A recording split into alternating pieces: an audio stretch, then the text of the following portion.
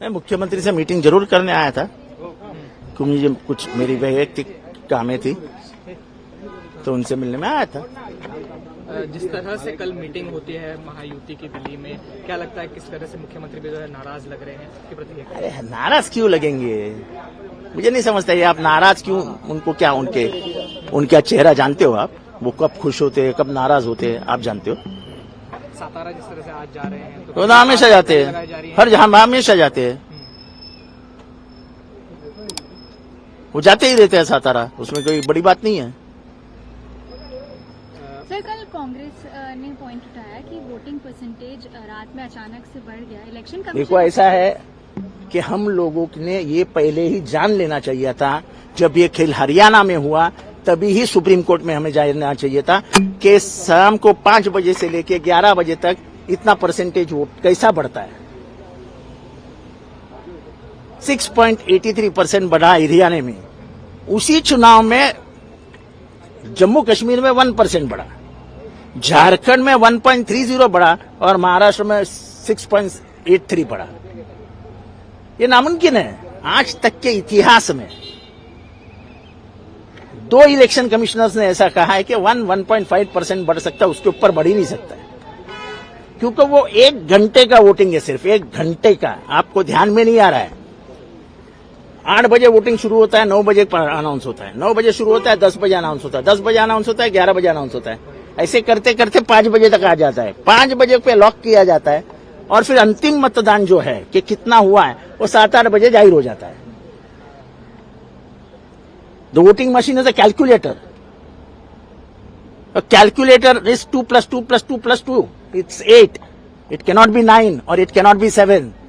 How come this machine gives you 7? How can there be 5 lakh extra votes? From where have these votes come from? If it is a standalone machine, अकेली खड़ी है without any intervention internet में, ऐसा वो बोलते हैं, तो फिर 5 लाख से अधिक वोट इस मशीन में आए किधर से? क्या समझे हम? ना सातारा में 2 डिस्ट्रिक्ट है, 2 कॉन्स्टिट्यूएंसीज है, एक कराड़ उत्तर और पाटन। उम्मीदवार का नाम है पाटन से सत्यजीत पाटनकर और कराड़ साउथ से उम्मीदवार बाला साहब पाटिल।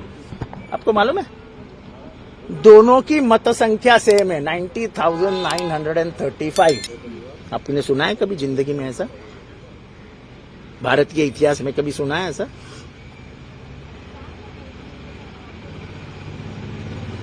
ये सब इलेक्शन कमीशन का खेल है। ये सरकार ने जब सिलेक्शन कमेटी में चीफ जस्टिस ऑफ इंडिया का शामिल होना तय हो गया था और सुप्रीम कोर्ट ने वैसा निकाल दिया था, तब ये लोकसभा में जाके इस बिल को लाया और सुप्रीम कोर्ट के चीफ जस्टिस को इस कमेटी से हटाया गया। हमने उस बात को गंभीरता से नहीं लिया।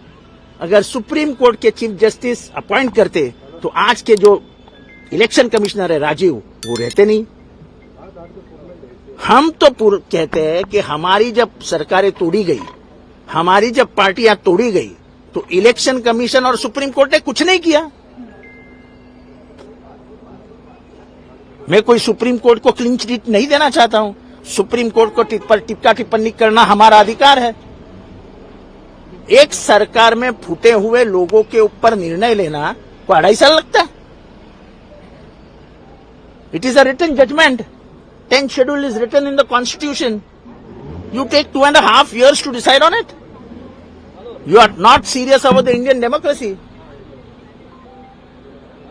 भारतीय गणतंत्र का खेल हो रहा है, ये देश डूब जाएगा और ये ऐसे ही हालात रहे तो ये देश रशिया हो जाएगा। कोई विरोधी पक्ष नेता भुवनेश्वर में मर रहा है, कोई विरोधी पक्ष नेता जर्मनी में मर रहा है। आप सुन रहे हो ना रशिया की कहानी? अपने को रशिया की कहानी भारत की जुबानी में सुनना पड़ेगा। पहले वोटों से मारो और फिर जान से मारो। हंसी बात नहीं कर रहा हूं मैं, सच्चाई बता रहा हूं। कोई विरोधी पक्ष नाम की चीज है क्या रशिया में? बात करो तो 15-20 दिन, 1 महीना, 2 महीना, विकेट। तो उसके लिए तैयार हो जाओ भाई। सर, शिवसेना उद्धव गुट के नेता कह रहे हैं कि कांग्रेस ओवर कॉन्फिडेंस में थी पूरे मैं- लोकसभा में। एनसीपी क्या स्टैंड रखती है सर? देखो, हम जिस जगह पे थे उस जगह पे ही है। हम ना कॉन्फिडेंट है ना ओवर कॉन्फिडेंट है, हम अपने स्तर पे थे। सर, आपको लेकर बयान नहीं दिया है, कांग्रेस को लेकर बयान नहीं, दिया है। कांग्रेस- एनसीपी क्या स्टैंड रखती है कि कांग्रेस सच में देखो overconfident ऐसा है, थी? जो हो गया हो गया। अब जब दूसरी लड़ाई शुरू हो गई तो उसकी तैयारी करो।